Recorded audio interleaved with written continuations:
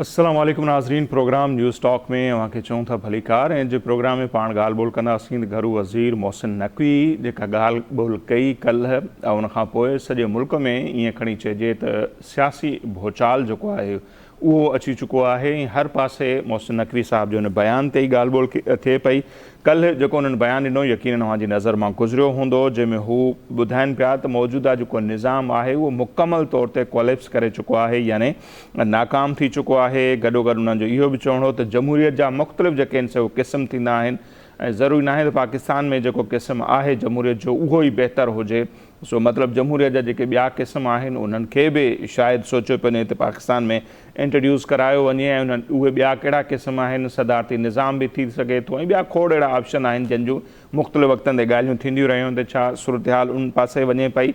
ऐं हीअ जेके घरू वज़ीर साहब जा बयान आहिनि, बयानु आहे ख़ासि तौर ते उनखे इन तनाज़ुर में बि ॾिठो पियो वञे त इहो मौजूदा जेका शहबाज शरीफ़ जी सरकार आहे, सेम पेज जा बार बार जेके आहिनि सो ऐलान बि थींदा, दावाऊं थींदियूं, पर उन ते ॼण त मुकमल तौर ते अदम एतमाद जो इज़हार आहे त हीअ हुकूमत नाकाम थी चुकी आहे ऐं डिलीवर न पई करे। जेका ॻाल्हि अपोज़िशन खे करणु खपे हा, उहे हाणे जेके काबीना में शरीक वज़ीर आहिनि उहे अहिड़े क़िस्म जूं ॻाल्हियूं जॾहिं कनि त पोइ सवाल पैदा थियनि था त छा हिन हुकूमत जी न रुॻो हुकूमत पर जेको टोटल निज़ाम आहे छा उनजी जेका आहे ॻणप शुरू थी चुकी आहे, जंहिंखे अंग्रेज़ी में असीं काउंट डाउन चवंदा आहियूं, त उहो मरहलो शुरू थी चुको आहे। छा थियणु वञे पियो ऐं ख़ासि तौर ते जेका उन्हनि ॻाल्हि कई नवां इंतिज़ामी यूनिट या सूबा ठाहिण जे हवाले सां, उन ते तमामु घणो जेको शदीद रद्द अमल अचे पियो, छाकाणि त बार बार असां बि उन ते ॻाल्हाईंदा रहिया आहियूं त पहिरियां हिन पाकिस्तान में जेको आहे सो वन यूनिट लागू कयो वियो। सिंध हुजे, बलूचिस्तान हुजे, उन ज़माने जो सरहद या मौजूदा ख़ैबर पख्तूनख्वा ऐं पंजाब, उनखे मिलाए हिकिड़ो सूबो ठाहियो वियो। ॿिए पासे बंगाल हो, मतिलबु हिकिड़े पासे बंगाल, ॿिए पासे ही 4 सूबा, उहे हिकिड़ो यूनिट हूंदा।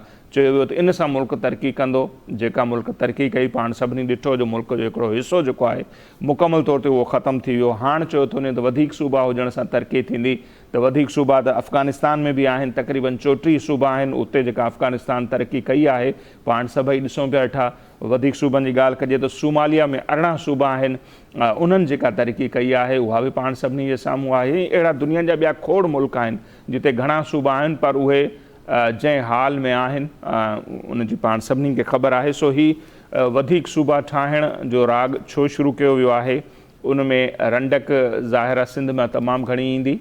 सिंध में हींअर खां ई पाण ॾिसूं पिया सोशल मीडिया ते तमामु घणो जेको बहस थिए पियो उन ते थिए पियो। सो अॼु जे प्रोग्राम में पाण उन ते ॻाल्हि ॿोल कंदासीं त हीअ सभु कुझु छा पियो थिए ऐं गॾोगॾु सवाल त हाणे सोशल मीडिया ते इहे बि थियनि पिया त हिन मुल्क खे जनधुरिन तजर्बे गाह बणायो, उन जी ॻाल्हि छो केरु नथो करे ऐं रुॻो जेके चूंडियल हुकूमतूं ई थियनि थियूं उन्हनि जो ई ज़िक्र फ़िक्र छो थो थिए। नवाज़ शरीफ़ साहब खे कंहिंखे ख़बर न आहे त हिकिड़े तजर्बे जे तौर ते हिन मुल्क में इंट्रोड्यूस करायो वियो। उनखां पोइ ॿिया बि खोड़ सारा हिते तजुर्बा थींदा रहिया।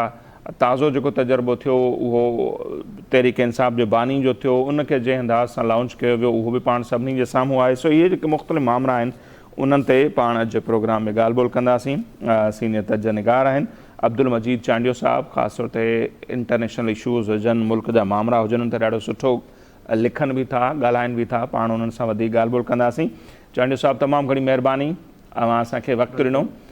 सो कीअं बि ॾिसो अब्दुल मजीद चांडिया साहब, कल्ह मोहसिन नक़वी साहब जेका ॻाल्हि ॿोल कई आहे उनखां पोइ पाण ॾिसूं पिया त सॼे मुल्क में हिकिड़ो जेके लफ़्ज़ इस्तेमालु कयूं त भौचाल आयल आहे, उन ते तमामु घणी ॻाल्हि ॿोल थिए पई। हू चवनि पिया त निज़ाम मुकमल तौर ते नाकाम थी चुको आहे। सो कुझु माण्हू पोइ इनखे इन तनाज़ुर में बि ॾिसनि पियूं त नक़वी साहब जेके पाण वफ़ाक़ी वज़ीर आहिनि उहे ॼण त मौजूदा शहबाज शरीफ़ हुकूमत ते मुकमल अदम एतमाद जो इज़हार कनि था, या उन्हनि हिकिड़ी चार्ज शीट पेश कई आहे त हुकूमत ही सिस्टम नाकाम थी चुको आहे। पाण ईअं हिनखे सम्झूं?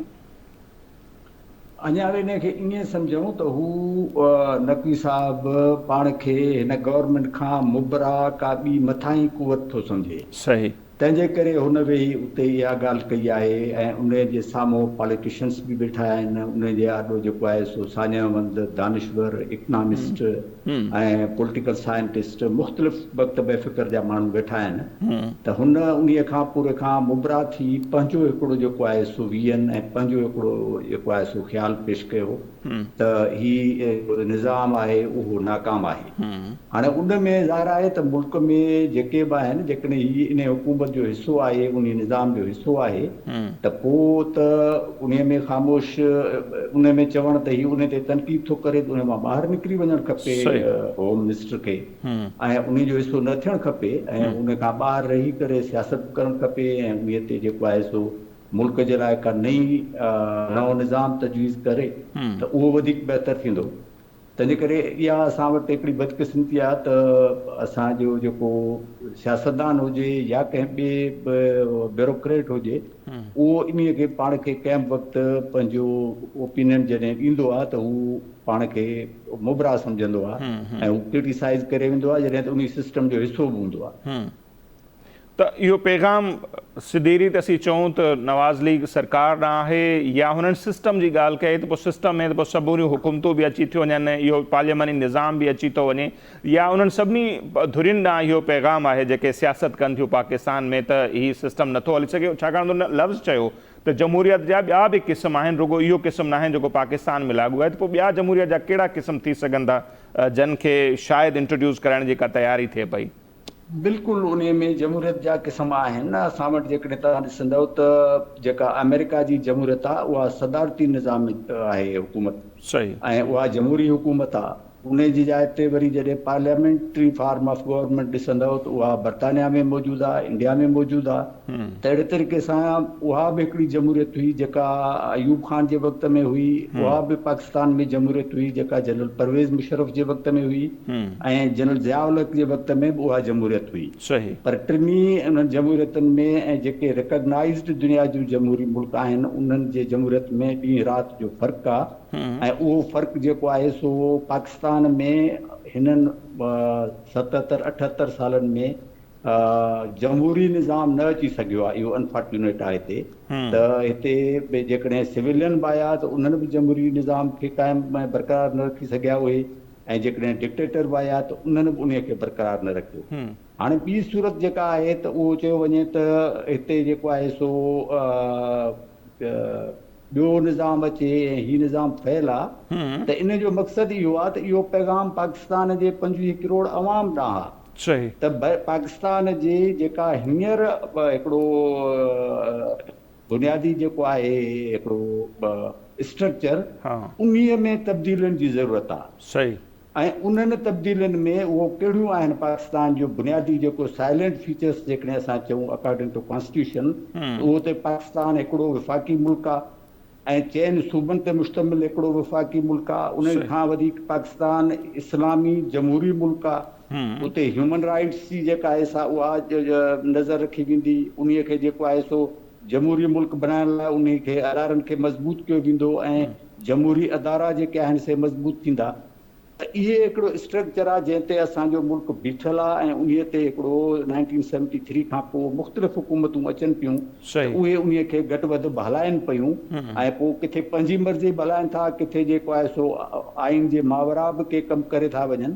पर हीउ जेको चैलेंज आहे त उहो हिकिड़ो मुकमिल चैलेंज आहे त इन स्ट्रक्चर खे, मुल्क जे आइनी स्ट्रक्चर खे तब्दील कयो वेंदो।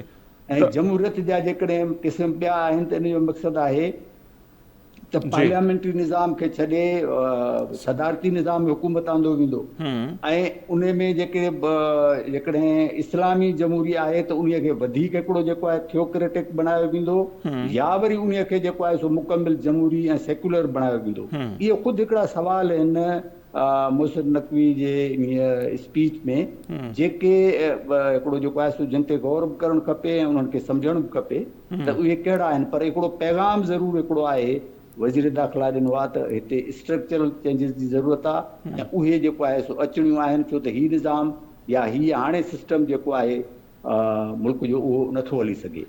ठीकु, बिल्कुलु जानी साहिबु मां बजाय फरमायो, पर पाण जेकॾहिं अञा 47 खां शुरूआति कयूं त मोहम्मद अली जना साहिबु गवर्नर जनरल थिया, उनखां पोइ जेके ईंदा रहिया उन्हनि जो ज़िक्र अव्हां कयो, वरी भुट्टो साहिबु सिविल मार्शल एडमिनिस्ट्रेटर बि थियो, हिते गैर जमाती बुनियादनि ते इलेक्शन, हिते बेसिक डेमोक्रेसी जा मुख़्तलिफ़ कहिड़ो अहिड़ो तजुर्बो आहे जेको हिन मुल्क में न थियो हुजे, ऐं उनखां पोइ बि जेकॾहिं अॼु असीं चऊं त ही सिस्टम ख़राबु आहे, जेके माज़ी में सिस्टम आया उहे बि त को डिलीवर कोन करे सघिया, त पोइ मसइलो सिस्टम जो आहे या सिस्टम खे हलाइण वारनि जो मसइलो आहे? उन्हनि जे न सिस्टम जो आहे, उहो मुंहिंजो बि इहो आहे ख़्यालु, त उहो सिस्टम जो आहे, सिस्टम खे हलाइण वारनि जो कोन्हे। बेसिक डॉक्यूमेंट पाकिस्तान जो जेको आहे उहो 1940 जो लाहौर रेज़ोल्यूशन आहे जी।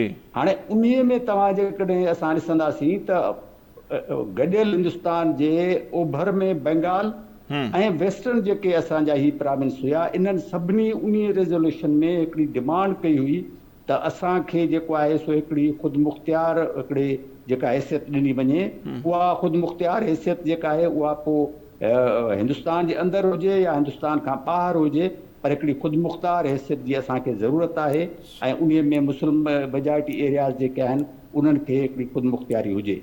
हाणे इन बेसिक डॉक्यूमेंट ते ई जेका आहे सा पोइ पाकिस्तान जी तहरीक ज़ोर वरितो, 43 में सिंध जेको आहे सो असेंबली रेज़ोल्यूशन पास कयो ऐं उन जे बुनियाद ते पाकिस्तान जो वजूदु आयो। पर उन बेसिक डॉक्यूमेंट खां ऐं बेसिक आइडिया खां जॾहिं असां हिकिड़ो मुकमिल तौर ते शिफ्ट कयो पंहिंजो, त हिकिड़ो तमामु सेंट्रलाइज़ेशन ॾे वियासीं ऐं सेंट्रलाइज़ेशन सां गॾु जेको आहे सो उतां जे क़ौमुनि ॿोलियुनि घण क़ौमी मुल्क जे बजाए या उते जेको लाहौर रेज़ोल्यूशन में जेके शयूं हुयूं त हिकिड़ो लूज़ फेडरेशन हुई या कंफेडरेशन जेका चऊं, त इहे सभु शयूं जेके आहिनि उन्हनि ते बहस करण जे बजाए असां हिकिड़ो सेंट्रलाइज़्ड मुल्क जेको आहे सो उहो तरतीब ॾिनो ऐं उन्हीअ सेंट्रलाइज़ेशन जे करे असां वटि आमिरियत बि आई, असां वटि जेका आहे सा उन्हनि जमहूरियत बि न वधी सघी ऐं मुल्क जेको आहे सो ही सफ़र करे जेको तव्हां चओ था 47 खां, त जॾहिं बेसिक हिकिड़ो जंहिं बुनियाद ते असां हिकिड़ी डिमांड कई हुई ऐं मुल्क जो वजूदु आंदो हो ऐं उहो को ग़लति न हो, तमामु हिकिड़ो बहितर हुयो ऐं हिकिड़ी बहितरीन ज़रूरत हुई उन वक़्तु। पर जेके 40 जी करारदाद में सूबनि सां वाइदा कया विया हुआ, ख़ुदि मुख़्तियार हूंदा, आज़ाद हूंदा, चंद खाता वफ़ाक़ वटि हूंदा, बाक़ी सूबनि मतिलबु सूबनि खे मज़बूत करण जी ॻाल्हि हुई न उन में, त उन ते केतिरो अमल थियो? सूबा बि न, उन में स्टेट रियासतूं, पर पोइ उन स्टेट्स मां तब्दील करे सिर्फ़ु उन में स्टेट लफ़्ज़ लिखियो वियो। त इन लिहाज़ सां पोइ जेका आहे सा सूबनि खां या उन्हनि रियासतुनि खां उहे सभु शयूं जेके उन्हनि जा बुनियादी जेके वाइदा हुया उहे सभु जो सभु वापसि वरिता विया। उहे सभु मर्कज़ जे नाले में, पोइ कॾहिं कंहिं ॿिए नाले में उन्हनि खे जेको आहे सो मज़बूत मर्कज़ जे नाले में उन्हनि खे जेको आहे सो उन्हनि ते कब्ज़ो कयो वियो। त हाणे जेसि ताईं असां वरी वापसि उन्हीअ डॉक्यूमेंट ॾे आई डोंट नो त उन्हीअ में छो हिकिड़ी जेका आहे सा हिचकिचाहट असांजूं हुकूमतूं महसूस थियूं कनि, त असां जंहिं बुनियाद ते आज़ादी वरिती, जंहिं बुनियाद जेको असांजो असली हिकिड़ो जेको आहे सो दस्तावेज़ आहे, जेकॾहिं असां उन्हीअ ते ॻाल्हायूं ऐं उन्हीअ ते अमल दरामद कयूं, छो त ॿिया तजुर्बा सभु जो सभु केतिरा बि आहिनि वेंदे हिन हाइब्रिड सिस्टम ताईं, उहे जेके आहिनि सो ख़ुदि जेकॾहिं उन जा वज़ीर चवनि त इहो तजुर्बो नाकाम आहे, त इन जो मक़सदु इहो नाकाम आहे ऐं वाक़ई इन में के बि रिज़ल्ट ओरिएंटेड जेको आहे सो न मिलिया। उहे पॉलिसियूं उन्हीअ हुकुमरान उन्हीअ जेको आहे सो हुकुमरान तबिके या हुकुमराननि जे दौर ताईं रहियूं ऐं उन खां पोइ उहे ईअं ई जेको आहे सो ख़तमु थी वियूं ऐं वरी हिकिड़ो ॿियो निज़ाम ऐं ॿी जेका आहे सा ॿियो हुकुमरान आयो त उन ॿी ॻाल्हि कई। इन करे बुनियादी जेको डॉक्यूमेंट आहे जेकॾहिं उन ते तवजो ॾियूं ऐं सूबनि खे उहा ख़ुदि मुख़्तियारी ॾियूं ऐं घण क़ौमी मुल्क तौरु बि पाकिस्तान खे हिकिड़ो रिकग्नाइज़ कयूं ऐं लिबरल हिकिड़ो मुल्क बि हुजे, यकीनन असांजी जेका शनाख़्त हिकिड़ी जेका आहे सा मज़हबी ऐं इस्लामी बि हूंदी। तव्हां जेकॾहिं वरी हीअं ॾिसंदव न रियासतुनि खे, हाणे इहा जेका क़ौमी रियासत चऊं था त इहा जॾहिं कैथोलिक चर्च खां हटी करे रियासतुनि जो वजूदु आयो त उन्हीअ खे बि इनडायरेक्ट वे में हिकिड़ी जेको आहे सो मज़हबी रंग ॾिनो वियो, जेको इन मिसाल तौर त मुल्क जो बानी जेको आहे उन खे बि हिकिड़ी जेका आहे सा मज़हबी हिकिड़े जेको आहे सो रहनुमा जी हैसियत ॾिनी वई। जेके मज़हबनि जा रहनुमा आहिनि उन्हनि जी हैसियत त उन जे ख़िलाफ़ु ॻाल्हाइणो बि कोन्हे, उन ते लिखणो बि कोन्हे, उन खे चवणो बि कोन्हे ऐं ख़ुदि जेका आहे सा हिकिड़ी टेरिटरी जेका आहे उन खे बि हिकिड़ो मुक़दस हिकिड़ो सम्झो वियो त हीउ मुक़दस आहे। मुल्क जो जेको आहे सो क़ौमी तरानो उहो बि जेके इबादत जा जेके आहिनि उहे बि हिकिड़ा इहे थिया त जेके इबादत जा जेके राग ऐं सांग्स आहिनि उन्हनि जो क़ौमी तराने उन जी जाइ वरिती। त ज़रूरु हिकिड़ो मज़हब जो असरु थिए थो माण्हुनि ते ऐं उहो रहणु बि खपे, पर पाकिस्तान हिकिड़ो लिबरल मुल्क बि हूंदो ऐं लिबरल उन मुल्क हींअर बि आहे। असां इहो न चऊं त असां को थियोलॉजिकल हिकिड़ी या हिकिड़ो जेको आहे सो एॾो आहियूं, पर साॻे वक़्तु हिकिड़ो अजीब ॻाल्हि अॼु मां ॿुधां पियो त बैंकुनि में स्टेट बैंक खे इहा हिदायत मिली आहे या कंप्लेन मिली आहे त बैंकुनि में हिकिड़ी ख़ासि बैंक जेको चयो आहे त उते औरतुनि खे अबा पाइणु घुरिजे ऐं बुरको पाइणु घुरिजे। सही। त इहा हिकिड़ी अजीब हिकिड़ी सूरत हाल आहे। त पाकिस्तान असां मॉडर्न स्टेट तौरु बि उनखे चऊं या उनखे का ॿी स्टेट चऊं, पर असां आहियूं हिकिड़ो मॉडर्न स्टेट ऐं हिकिड़ी सिविलाइज़्ड स्टेट आहे। बिल्कुलु चांड साहब, वरी अचां जेकॾहिं अवां जेका ॻाल्हि कयो था न सूबा ख़ुदि मुख़्तियार हुजणु खपनि, पर हिते वरी उहे सूबा जन मुल्क खे ठाहियो उन्हनि सूबनि खे टोड़ण जी ॻाल्हि पई थिए, जेका कल्ह बि नक़वी साहिबु ॻाल्हि ॿोल कई त वधीक इंतिज़ामी यूनिट ऐं सिधो हुन लफ़्ज़ चयो त सूबा ठहणु खपनि, इहो ई मसइले जो हल आहे। त इनखे कीअं था ॾिसो? वधीक सूबा त अफ़गानिस्तान में 34 आहिनि, सोमालिया में 18 आहिनि, अहिड़ा दुनिया जा खोड़ मिसाल आहिनि जेके हींअर तबाह तरीन इलाइक़ा आहिनि। छा वधीक सूबा ठाहिण सां मुल्क तरक़ी कंदो? न, हिकिड़ो त इहा हिकिड़ी तमामु ॻाल्हि सम्झ खां ॿाहिरि आहे, जंहिंमें असांजो घणो दानिश्वर ऐं हिकिड़ो ख़ासि तबिको उहो त भई नंढा यूनिट ठहंदा त पोइ उहो जेको आहे सो एडमिनिस्ट्रेटिवली बहितर थींदो, बहितर रन कंदो। इहो को बि पॉलिटिकल साइंटिस्ट, को बि जेको आहे सो हिकिड़ो बाशऊर माण्हू इन खे क़बूल करण लाइ तयारु न थींदो। छो त यूपी जेकॾहिं इंडिया जो तव्हां ॾिसो हिकिड़ो ई जेको आहे सो सूबो आहे या हिकिड़ी रियासत आहे, उहा पाकिस्तान खां उनजी आबादी ॾेढूर ते आहे। सही। ऐं उते जमहूरियत आहे ऐं उते जेको आहे सो एडमिनिस्ट्रेटिवली उहो बहितरीन तरीक़े सां रन थिए पियो। तंहिंजे करे इन खे त हिकिड़ो जेकॾहिं जेका सोच आहे उहा त कैटेगरिकली हिकिड़ी रिजेक्ट थी सघे थी त नंढा जेके यूनिट ठहंदा। पाकिस्तान यूनिटनि ते मुश्तमिल कोन्हे, इहो वन यूनिट जो तजुर्बो अॻु में चइनि सूबनि जी ख़ुदि मुख़्तियारी, चइनि सूबनि जो जेको वजूद खे ख़तमु करे वन यूनिट जो तजुर्बो थी चुको ऐं उन वन यूनिट तजुर्बो नाकाम वियो। उन जे अॻियां बि उन वक़्त जा डिक्टेटर न बीह सघिया ऐं वरी बि उहो जेको आहे सो उहे सूबा पंहिंजो जेको आहे सो वजूद उन्हनि बरक़रार रखियो। पर हिते त पाकिस्तान जी तख़लीक़ जेका आहे उहा हिननि सूबनि कई आहे। सही। पाकिस्तान खे बर्थ जेको आहे सो असांजे सिंध ऐं बंगाल ॾिनो ऐं उहा असेंबली जेका आहे तव्हां जेकॾहिं ॾिसंदव त इहा मुस्लिम लीग जो बर्थ किथे थियो, उहो ढाका में थियो। जी बिल्कुलु। वरी जेकॾहिं लाहौर रेज़ोल्यूशन चऊं त उते जेके बि मौजूदु आहिनि माण्हू, मुंहिंजे ख़्याल में सवाइ क़ाइदे आज़म जे जेको बैरिस्टर हो या थोरा घणा के बैरिस्टर या जेको आहिनि, न त घणे खां घणो जागीरदार तबिको उते मौजूदु हो जेके पॉलिटिशियन हुया। उन्हनि बि हिकिड़ी जेका आहे सा सूबाई ख़ुदि मुख़्तियारी जी ॻाल्हि हुन वक़्तु कई त क़ौमूं ऐं असां जेके हितां जा जेके आहियूं नॉर्थ वेस्ट इंडिया जा माण्हू या सूबा, उन्हनि खे ख़ुदि मुख़्तियारी हुजे, मुआशी ख़ुदि मुख़्तियारी हुजे, सियासी हुजे, समाजी हुजे।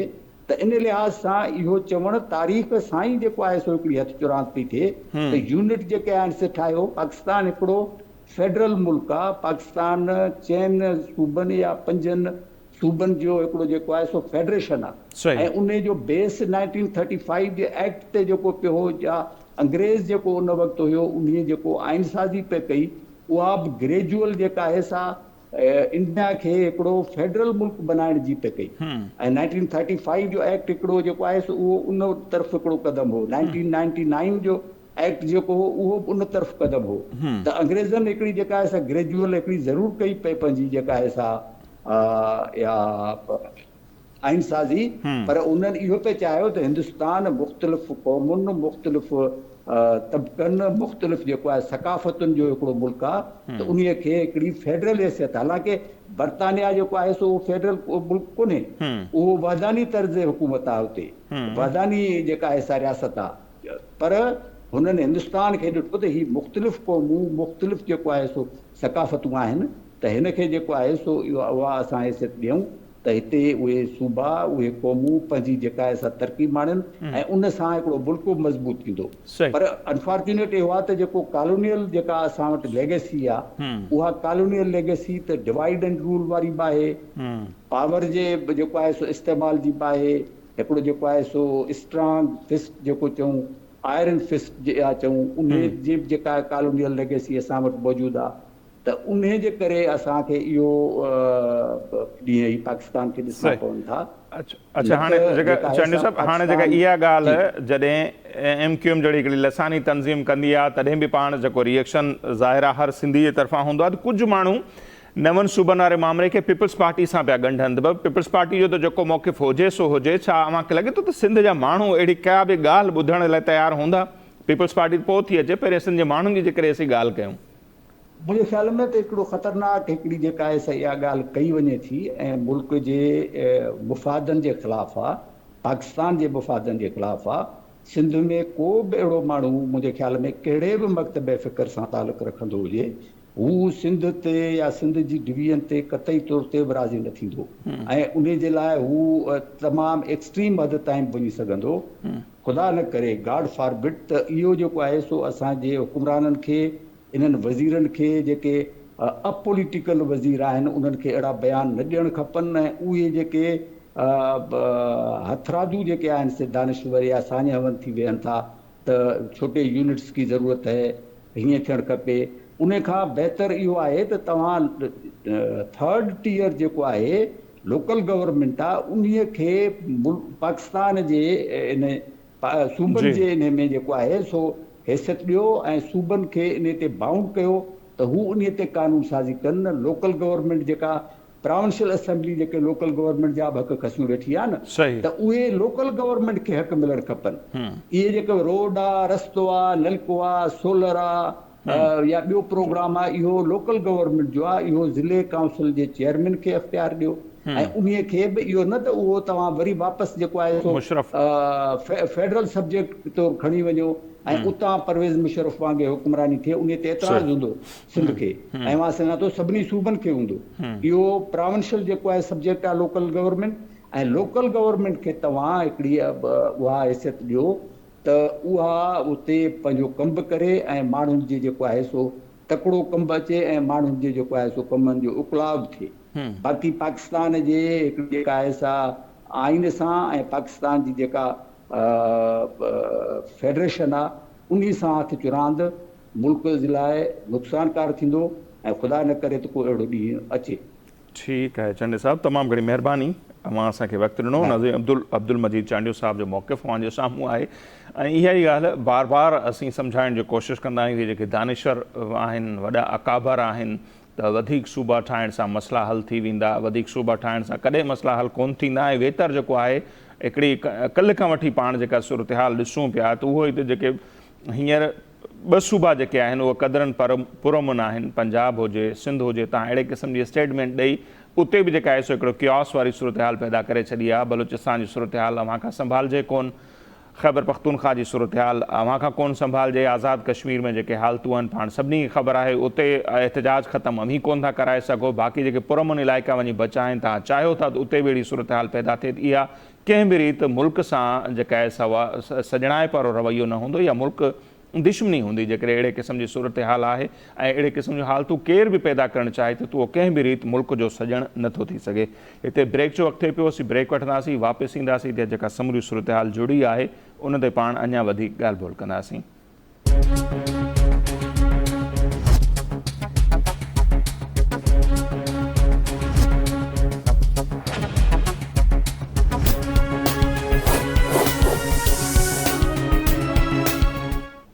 जी नाज़िम ब्रेक खां पोइ हिकु ॿीहर प्रोग्राम में अव्हांखे चऊं था भली कार पाण ॻाल्हि ॿोल करे आया आहियूं घरू वज़ीर मोहसिन नक़वी साहब जो बयानु ऐं उनखां पोइ जेको सियासी भौचाल आयो आहे पाकिस्तान में जेका डिस्कशन थिए पई त ही छा आहे ही छा मौक़े जी मुनासिबत हुई अहिड़ो बयानु उनखे ॾियणु खपे हा न ॾियणु खपे हा या छा थियणु वञे पियो खोड़ सारा ख़दशा आहिनि माण्हुनि जे ज़हननि में उन्हनि खे सम्झण जी कोशिशि कंदासीं सीनियर सहाफ़ी बि आहिनि तर्जनिगार बि एंकर पर्सन मैडम शहनीला अमार साहिबा उहे हींअर असां सां टेलीफोन लाइन ते मौजूदु आहिनि पाण उन्हनि खां वधीक हिन समूरी सूरत हाल ते सम्झण जी कोशिशि कंदासीं बहुत शुक्रिया मैडम आपने हमारे लिए वक्त निकाला आपसे समझना चाहेंगे किस तरह देख रही हैं मोहसिन नक़वी साहब के बयान को वो क्या वो कहना चाह रहे थे मौजूदा निज़ाम पर कुछ लोगों का ख्याल है कि उन्होंने मुकम्मल अदम एतमाद का इजहार किया है और नए डेमोक्रेटिक के सिस्टम की भी बात की कि जमहूरियत सिर्फ यही नहीं है जो पाकिस्तान में लागू हैं और भी बहुत सारे तरीके हैं तो वो तरीके क्या हैं ये सारा निज़ाम लपेटने की बात हो रही है ये क्या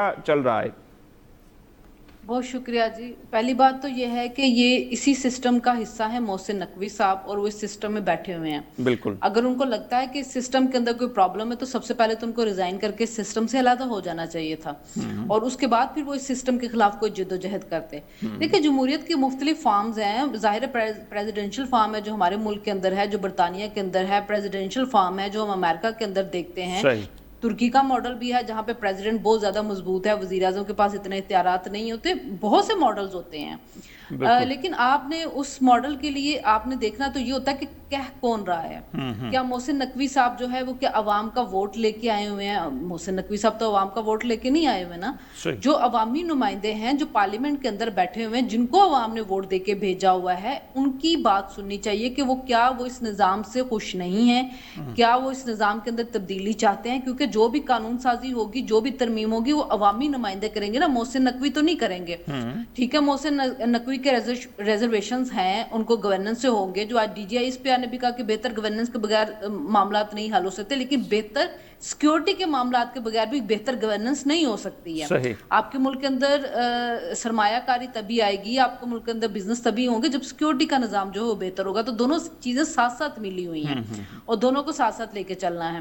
تو پتہ نہیں محسن نقوی صاحب نے وزیر اعظم صاحب کی مرضی سے بیان دیا ہے، وزیر اعظم صاحب کی مرضی کے بغیر بیان دیا ہے، وزیر اعظم کو سنانے کے لیے بیان دیا ہے، یا اپوزیشن کو سنانے کے لیے بیان دیا ہے، یا جو بلاول بھٹو جو ہے وہ کشمیر کے اوپر بہت زیادہ اگریسو ہوئے ہیں اس کو لے کے یہ بتایا گیا. یہ تو آنے والے دنوں میں مزید چیزیں سامنے آئیں گی، کیونکہ D G I S P R نے تو آج لا تعلقی کا اظہار کر دیا ہے. کچھ بین السطور انہوں نے انڈورس بھی کر دیا، لیکن اوپنلی انہوں نے لا تعلقی کا اظہار کر دیا ہے. تو میرا خیال میں کہ ایسے گورننس کے حوالے سے تو D G I S P R صاحب نے بھی سوال اٹھایا کہ گورننس کے مسائل ہیں، مطلب ان کو بھی لگتا ہے کہ بہتر یہ پرفارم نہیں کر پا رہی حکومت. ہم یہ بھی کہہ سکتے ہیں. پھر آبادی کی بات کی اور صوبوں کی بھی بات کی کہ صوبے 4 ہی ہیں، آبادی اتنی بڑھ گئی ہے. تو تھوڑی بہت تو بات وہی ہو رہی ہے جو محسن نقوی صاحب کر رہے تھے. میں نے آپ کو کہا ہے نا کہ بین السطور تو انہوں نے انڈورس کیا ہے. جی جی. ویسے انہوں نے اوپنلی تو انہوں نے نہیں کہا، اور وہ کہہ بھی نہیں سکتے تھے کہ جی محسن نقوی صاحب وہ ہمارے کہنے پہ بیان دے رہے ہیں. لیکن جب انہوں نے ڈھکے چھپے لفظوں میں بات کی ہے تو بات کرنے کا مقصد تو یہی تھا کہ پھر محسن نقوی صاحب کسی اور کا جو ہے ترجمان بنے ہوئے ہیں، اور سب کو پتا ہے کہ وہ کن کے قریب ہیں. تو اگر محسن نقوی صاحب انہی کے قریب ہیں اور آج انڈورسمنٹ ملی، تو اس کا مطلب کہ وہاں پہ یہ چیز سوچی جا رہی ہے کہ نظام کے اندر کوئی تبدیلی آنی چاہیے. لیکن مجھے یہ بتائیں کہ جب چھوٹے صوبے آپ کے اگر ان کو بنا بھی دیں گے تو آپ ان کو کس طرح بہتر طریقے سے گورن کر لیں گے؟ ہوں گے تو یہی لوگ نا، ان کو لے کے تو عوام ہی آئے گی، اور وہاں پہ نئے سیکریٹریٹ بن رہے ہوں گے، پھر نئے وزیر اعلیٰ بن رہے ہوں گے، نئے وہاں پر ملازمین آئیں گے، اور آپ کے خرچے اور زیادہ بڑھ جائیں گے. عوام تو اس وقت جو عوام مانگ رہی ہے وہ تو یہ کہہ رہی ہے کہ آپ مہنگائی کو کم کریں، آپ سیکیورٹی کے معاملات جو ہیں ان کو بہتر کریں، پیٹرول کم ہونا چاہیے، بجلی کی قیمتیں کم ہونی چاہیے، لوگوں کو روزگار ملنا چاہیے. یہ اس وقت عوام کا سب سے بڑا مسئلہ یہ ہے. عوام کے مسئلے صوبے نہیں ہیں، عوام کا مسئلہ مہنگائی ہے. اور مہنگائی کو دیکھیں، اگر ایران اور امریکہ کی جنگ چلے گی تو اس کے اندر پاکستان جیسے ملک پسیں گے. تو شرمیلا صاحب کچھ عرصہ پہلے غالباً 4-5 مہینے ہو گئے، ہم نے دیکھا کہ بہت سینئر صحافی ہیں ہمارے سہیل وڑائی صاحب، انہوں نے اس طرح کے جب آرٹیکل لکھنا شروع کیے تو تبھی کچھ لوگ کہنا یہ چاہ رہے تھے کہ مطلب شاید حالات اس طرح بن رہے ہیں کہ سیم پیج، اب شاید سیم پیج نہیں رہا، پھر جنگی حالات. تو یہ جو بیان ہے کیا ہم اس کو لنک کر سکتے ہیں سہیل وڑائی صاحب کی ان باتوں سے کہ اس حکومت سے جو مقتدرہ ہے وہ خوش نہیں ہے اور کچھ اور سوچا جا رہا ہے؟ تو ونڈر بوائے کی بھی باتیں اور بہت کچھ چلا تھا. تو کیا ہم اس کو اس تناظر میں بھی دیکھ سکتے ہیں؟ دیکھیں، پہلی بات تو یہ ہے کہ شہباز شریف سے اچھا ان کو اب پرائم منسٹر نہیں مل سکتا جو ان کی ہر بات کو مانتے ہیں. وہ ان کی ہر بات کو مانتے ہیں، ہر چیز کے اندر ان کو کریڈٹ دیتے ہیں. نواز شریف صاحب میں یہ کوالٹی نہیں تھی، اسی وجہ سے ان کا ہمیشہ اسٹیبلشمنٹ کے ساتھ پرابلم رہتا تھا. عمران خان صاحب جو ہیں ان کے اب حالات آپ دیکھ چکے ہیں کہ جس قسم کے بیانات انہوں نے جیل کے اندر سے دیے ہیں، اس کے بعد ان کی کیا ایکسیپٹیبلٹی ہوگی اسٹیبلشمنٹ کے اندر، وہ بھی ہمیں دور دور تک ابھی نظر نہیں آ رہا ہے. ونڈر بوائے کی اگر بات ہو رہی اگر محسن نقوی صاحب کی، تو محسن نقوی صاحب کے پاس 2 عہدے ہیں اس وقت، اور وہ دونوں میں بری طرح سے ناکام ہو چکے ہوئے ہیں. پی سی بی کے چیئرمین اور کرکٹ کا حال سب دیکھ چکے کہ زوال پذیر ہو چکی ہے ہماری کرکٹ. اگر وہ وزیر داخلہ ہے، لیکن اس وقت ملک کے حالات سب کے سامنے ہیں کہ کیپٹل کے اندر ایک ایئر فورس کا جو فوجی ہے اس کو ایک عام سا بندہ جو ہے اس کو गोली मार देता है।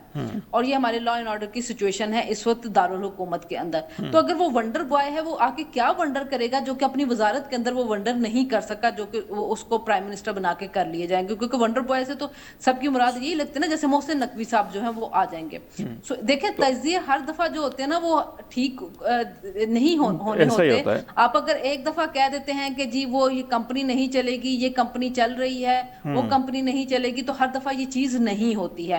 अभी तक मुझे सिस्टम में कोई ऐसी बहुत बड़ी मेजर तब्दीली होती हुई नजर नहीं आती है।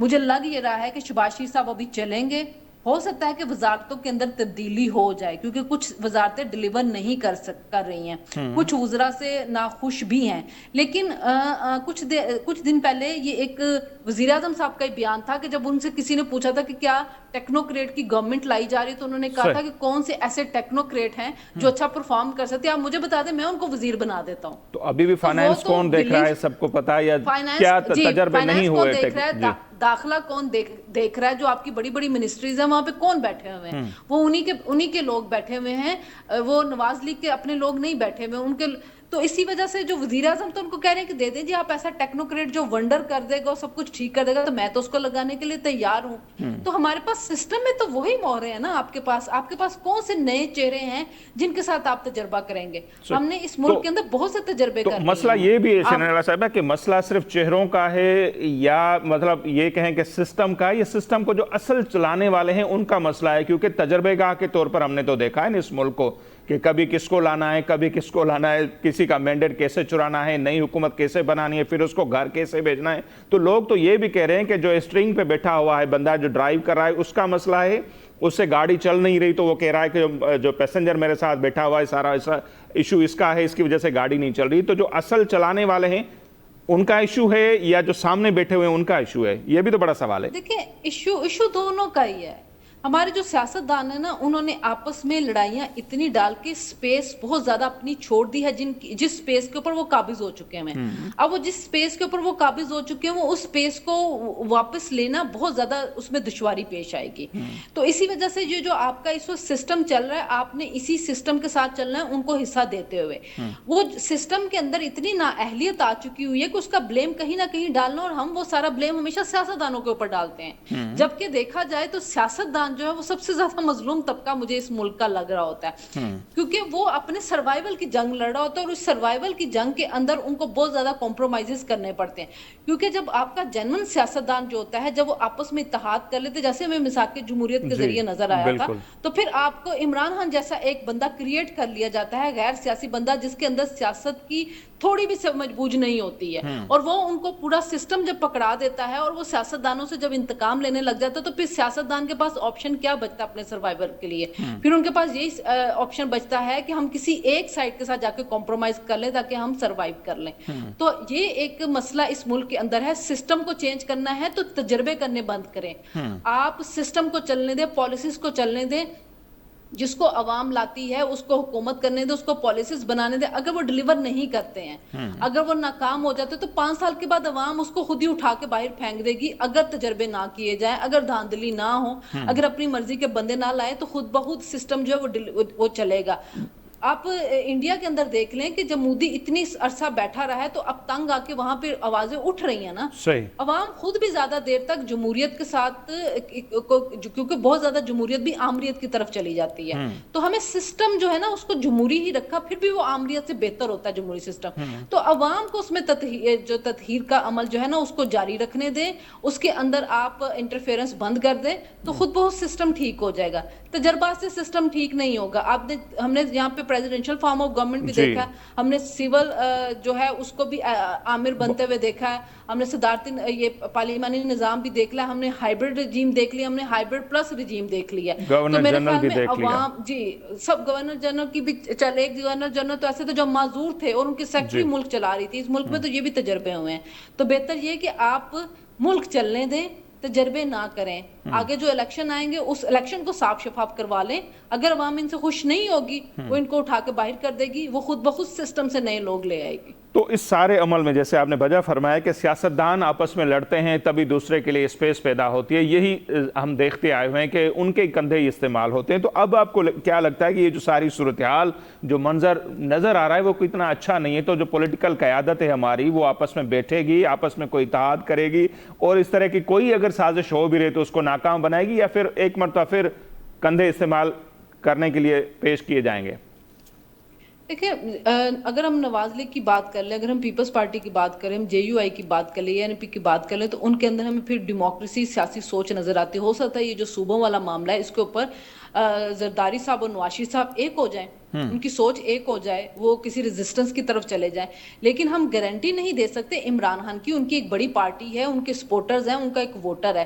جس دن اگر وہ اپنی سوچ بدل لیں اور وہ آ جائیں ان سیاسی پارٹیوں کے ساتھ، اور یہ بڑی ہم نے یہ ذرائع کے ذریعے خبریں سنی کہ نواز شریف صاحب نے بھی ان کو اپنے بندے بھیجے کہ آئیں مل کے بیٹھ کے بات کرتے ہیں. بلاول بھٹو نے بھی ان کو شروع میں آفر کی تھی کہ آئیں مل کے حکومت بناتے ہیں، لیکن وہ کسی سیاسی سوچ کی طرف آتے نہیں ہیں. اور تو ایسے جب لوگ سسٹم کے اندر بیٹھے ہوئے ہوں گے اور جن کا ووٹ بینک بھی ہوگا، تو اس وقت تک سیاستدان اگر آپس میں مل بھی جائیں گے تو کوئی نہ کوئی کندھا فراہم کرنے کے لیے موجود ہوگا. جب تک تمام سیاستدان جو بڑی پارٹیوں کے ہیں جن کا ووٹ بینک ہے وہ آپس میں اتحاد نہیں کریں گے، وہ نہیں سوچیں گے کہ ہم نے غیر سیاسی قوتوں کو جگہ نہیں دینی ہے، ہم نے اپنی سپیس خالی نہیں کرنی، ہم نے آگے آنا ہے، ہم نے ڈیلیور کرنا ہے، اس وقت تک ہم نہیں سوچ سکتے کہ کوئی تبدیلی آئے گی. تو مجھے تو ابھی فی الحال کوئی ایسی تبدیلی ہوتی ہوئی نظر نہیں آ رہی کہ میں کہوں کہ اس ملک کے اندر بڑی جمہوریت آ جائے گی یا تمام سیاستدان جو ہے ان کو اپنی پاور جو ہے وہ مل جائے گی. نہیں، ان کو اسی طرح ہی تھوڑا تھوڑا کر کے اپنی پاور لینی ہوگی. لیکن سسٹم چلنے دے، اگر اسی طرح الیکشن ہوں گے، جمہوریت ہوگی، تو کہیں نہ کہیں اس ملک کے اندر سسٹم میں بہتری آ جائے گی. لیکن اگر بریک لگے گا اور سسٹم کو آپ پھر کسی دوسرے تجربے کی طرف لے کے جائیں گے تو پھر ہم زیرو پہ آ جائیں گے. تو یہی باتیں تو شرمیلا صاحبہ ہو رہی ہیں نا. بلوچستان کے حالات جیسے آپ نے خود ذکر کیا کہ کیا کچھ ہے، خیبر پختونخوا ہم دیکھ رہے ہیں، کشمیر میں جو کچھ ہو رہا ہے، تو سندھ اور پنجاب دو ہی ایسے صوبے ہیں جہاں پھر بھی قدرن بہت زیادہ ہم دیکھ رہے ہیں کہ امن ہے، وہاں پر صورتحال بہتری کی طرف جا رہی ہے، لوگ سکھ کی سانس لے رہے ہیں. تو اس طرح کے بیان دے کر مجھے نہیں پتا کہ پنجاب کے کیا حالات ہیں، وہاں کے لوگ کیا سوچتے ہیں، آپ بہتر بتائیں گے. لیکن سندھ کا جو ایشو ہے، کینالز کا ایشو ہو گیا، سندھ کے 3 سب سے بڑے مسئلے ہو گئے. سندھ کی وحدانیت کی بات کبھی بھی آئے گی تو یہ پیپلز پارٹی کا مسئلہ نہیں ہوگا، ہر ایک سندھی کا مسئلہ ہے. دریا کی بات ہوگی تو یہ پیپلز پارٹی کا ایشو نہیں ہوگا، ایسا ہی سندھی زبان یا کلچر کا. تو یہ سندھ کا پیپلز پارٹی کا ایشو نہیں ہے. سندھ میں تو میں کہہ سکتا ہوں کہ سندھ کے لوگ جس طرح ریزسٹ کریں گے، اور ابھی سے جو ہم دیکھ رہے ہیں سوشل میڈیا پہ جو آوازیں اٹھ رہی ہیں، پنجاب میں کیا صورتحال ہے نئے یونٹس یا نئے صوبے بنانے کے حوالے سے؟ دیکھیں، پنجاب کے اندر فی الحال ایز سچ کوئی مزاحمت تو نہیں شروع ہوئی ہے نا، اور پنجاب نے تو کبھی اپنے آپ کو سوچا بھی نہیں کہ تقسیم کیا جائے گا. جنوبی پنجاب کی آواز تو اٹھتی رہتی ہے وہاں سے، اور اس کے لیکن اگر جنوبی پنجاب کی جو آواز اٹھتی ہے تو کیا ان کو عوام نے ووٹ دے کے بھیجا؟ نہیں بھیجا نا. عوام تو انہی پارٹیوں کو ووٹ دیتی ہے جو وفاق کی بات کرتے ہیں، جو وحدانیت کی بات کرتے ہیں. تو اگر آپ سمجھتے ہیں کہ عوام چاہتی ہے صوبہ کو، تو آپ ریفرینڈم کروائیں نا، ایک صاف شفاف ریفرینڈم کروا لیں. سندھ میں کروا لیں، بلوچستان میں کروائیں، کے پی میں کروائیں، پنجاب کے اندر کروائیں. پنجاب کی عوام بھی اس وقت امن و امان کے ساتھ بیٹھی ہوئی، لیکن مسئلہ یہ ہوتا ہے کہ جب بھی کوئی مسئلہ ہوتا ہے پنجاب کو گالی نکالنی شروع کر دی جاتی ہے نا. اب گندم بھی پنجاب سے آ رہی ہوگی، پنجاب ہر چیز اپنا NFC میں بھی اپنا کام کر دیا ہے. IMF کو اگر مسئلہ ہوگا تو پنجاب اپنے پاس سے فنڈ دے رہا ہوتا ہے، اس کے باوجود پنجاب کو گالی دی جاتی ہے. تو پھر پنجاب کو اس کے اوپر جو ہوتا ہے وہ افسوس ہوتا ہے. لیکن صوبے اگر آپ نے چھوٹے کرنے نا تو آپ پھر بلوچستان کے کریں نا، کیونکہ بلوچستان میں اس لیے کریں کہ وہ آپ سے گورن نہیں ہو رہا ہے. وہاں پر اگر آپ صوبوں کو چھوٹے چھوٹے انتظامی یونٹ بنا دیں گے تو ہو سکتا ہے کہ بہتری آ جائے، کہ جو امن و امان والے علاقے ہیں وہ علیحدہ ہو جائیں، جہاں پہ سوریشا وہ علیحدہ کر دیں. ہزارہ کے اندر ہزارہ موومنٹ چلی تھی اور ان کے عوام ان کے ساتھ بھی تھے. تو اگر آپ کو وہاں پہ، تو آپ ان کو کریں نا. جو صوبے چاہ ہی نہیں رہے ہیں اور سب کا زور سندھ کی طرف یا پنجاب کی طرف آ جاتا ہے، تو آپ ان کی طرف تو نہ آئیں نا. پہلے آپ ان کی طرف تو جائیں جہاں پہ آپ کو مسئلے مسائل ہیں. جن میں مسئلے مسائل نہیں، ان صوبوں کی طرف بات نہیں کرنی چاہیے ابھی. تو میرے خیال میں جیسے آپ سندھ کی بات کر رہے ہیں، سندھ سے یہ مسئلہ شروع ہوگا تو پنجاب کی سائڈ سے بھی شروع ہوگا، کیونکہ پنجاب کے لوگوں نے نواز لیگ کو ووٹ نہیں دیا ہوا صوبے بنانے کے لیے، اور نہ ہی انہوں نے جنوبی پنجاب کی بات کرنے والوں کو ووٹ دیا ہوا کہ آپ جائیں اور جا کے ہمارے لیے علیحدہ سے صوبہ بنائیں. یہ صوبوں بنانے کا جو شوشہ ہے، یہ 10-12 سال سے ہم سن رہے ہیں. अच्छा, ये तो मोहसिन नकवी साहब का बयान हो गया। ख्वाजा आसिफ साहब के बयान पर आप क्या कहेंगे? उन्होंने कहा कि खैबर अपना गवादर का और कराची का कंट्रोल वफाक को देना चाहिए। तो अब ये कौन सी लॉजिक हो गई कि भाई कराची को कंट्रोल वफाक करे या गवादर को कंट्रोल? ये तो फिर वही आमराना ज़हनियत भी कह सकते हैं, वन यूनिट वाली सोच भी हम इसको कह सकते हैं। तो आपकी क्या राय होगी उस पर? देखिए, ख्वाजा आसिफ साहब जो हैं, उनके बहुत से ऐसे बयानात होते हैं जो कंट्रोवर्शियल होते हैं और उनको हुकूमत इंडोर्स नहीं कर रही होती है। तो मेरा नहीं ख्याल कि कराची को वफाक को कंट्रोल करना चाहिए या गवादर को वफाक को कंट्रोल करना चाहिए। अगर आपने इंतजामी यूनिट बनाने हैं तो फिर कराची की आवाम जिसको वोट देगी फिर उनको उसको कंट्रोल करना चाहिए। कराची की आवाम जिसको सपोर्ट करेगी, जिसको वोट देगी, वो कराची की बात करे। तो मेरा ख्याल है कि वफाक में बैठ के ऐसे बयानात तो ख्वाजा आसिफ साहब को नहीं देने चाहिए। उनको वफाक की हुकूमत के वो एक वजीर हैं और उनको ऐसे बयानात जिनके साथ इंतशार फैलता हो उस ऐसे बयान से इज्तनाब करना चाहिए। अगर अभी मोहसिन नकवी साहब के जो बयान है उसकी धूल बैठी नहीं है तो आप एक नया शोचा छेड़ दें, जो कि अच्छी बात नहीं है। और फिर आपको ये भी पता है कि आपके साथ वफाक में पीपल्स पार्टी इत्तेहादी है और इन बातों से वो ऑफेंड भी हो सकती है। सियासत में जब आप जा रहे हैं आप जरूर एक दूसरे को क्रिटिसाइज करें गवर्नेंस को लेके, लेकिन ऐसे मामला जिनके जो किसी भी पार्टी की रेड लाइन होती है उसके बारे में बात करते हुए आपको एहतियात करनी चाहिए। ठीक है शनीला साहिबा, बहुत शुक्रिया, आपने हमारे वक्त निकाला। शनीला अमार साहिबा सीनियर एंकर पर्सन भी आहिनि, जर्नलिस्ट आहिनि, पंजाब सां उनजो तालुक़ आहे, उनजो मौक़िफ़ मुंहिंजे साम्हूं आहे। ही समूरी सूरत हाल ज़ाहिरा जंहिंखे उर्दू में हिकिड़ो चइबो न बेवक्त की रागनी, असांखे ईअं थो नज़र अचे त ही को माहौल कोन हो जॾहिं मुल्क में इंतशार जी इहा लेवल हुजे, इंटरनेशनल लेवल ते जेका सूरत हाल हुजे, जंग तव्हांजे पाड़ेसरी मुल्क ताईं पहुतल हुजे, मईशत तव्हांजी एतिरी कमज़ोर हुजे, माण्हुनि खे तव्हां रिलीफ कुझु ॾेई न सघंदा हुजो, कश्मीर तव्हां खां कंट्रोल न थींदो हुजे, अहिड़े मौक़े ते उहे ई ॿ सूबा जंहिंजी असीं बार बार ज़िक्र कयूं पिया, बलोचिस्तान पंहिंजो पंजाब या सिंध, जिते अमन हुजे, तव्हां उन्हनि जे माण्हुनि खे बि अहिड़ो बयानु ॾेई करे या पूरो सिस्टम जेको आहे पॉलिटिकल सिस्टम उन्हनि जे माण्हुनि खे तव्हां इहो इशारो ॾियो त सिस्टम नाकाम थी चुको आहे, जमहूरियत में ॿिया ऑप्शन बि हूंदा आहिनि। ऐं बहरहाल छा थो चई सघिजे, ॾिसूं था छा थो थिए, पॉलिटिकल पार्टियूं उन ते कहिड़ो रदअमल ॾेखारनि थियूं, अञा ताईं घणे भाङे ख़ामोशी नज़र अचे पई। सो छा थींदो ईंदड़ ॾींहंनि में उन ते पाण ॻाल्हाईंदासीं। असांजो अॼु प्रोग्राम हिते पंहिंजी पुॼाणी ते थो पहुचे, ॾींदा इजाज़त, अल्लाह निगहबान।